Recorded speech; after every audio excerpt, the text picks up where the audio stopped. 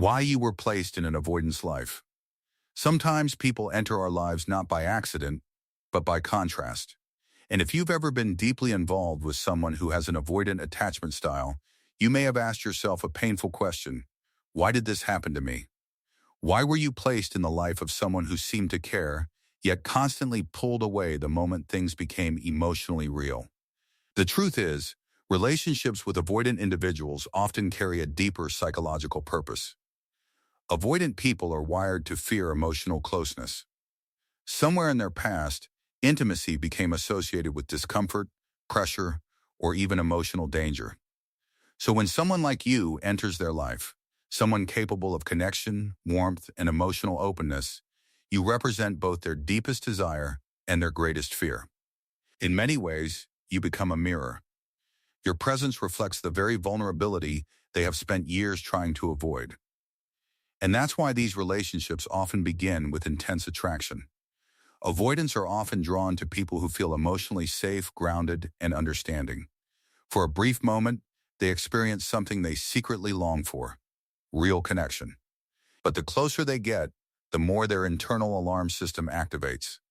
Suddenly, they feel exposed. Suddenly, intimacy feels like a threat to their independence or emotional control. So they distance themselves, withdraw, or create confusion. Not necessarily because they want to hurt you, but because closeness awakens fears they never learned how to handle. But here's the deeper perspective many people miss. Sometimes you were placed in an avoidance life not to fix them, not to chase them, and not to prove your worth to them. Sometimes you were placed there to discover your own emotional boundaries. Many people who end up with avoidance are naturally empathetic, patient, and willing to give people the benefit of the doubt. These are beautiful qualities, but without boundaries, they can also lead you to overextend yourself for someone who cannot meet you halfway. The avoidant dynamic often forces a painful but powerful lesson. Love should not require you to abandon yourself. When someone repeatedly pulls away, the real question becomes whether you will continue chasing distance or whether you will stand firmly in your own value. In that sense, the avoidant doesn't just reveal their own fears, they reveal your patterns as well. They show you where you tolerate uncertainty, where you ignore emotional red flags, and where you might confuse potential with reality. And when you finally recognize this pattern, something important shifts inside you. Instead of trying harder to earn their closeness, you begin to reclaim your energy. Instead of proving your worth, you begin to live from it. Ironically, that's often the moment the dynamic changes.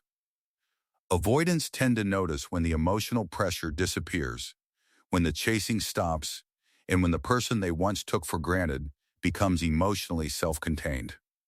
Sometimes they move closer, sometimes they don't. But by then, the real transformation has already happened within you. Because the deeper truth is this: you were never placed in their life to lose yourself.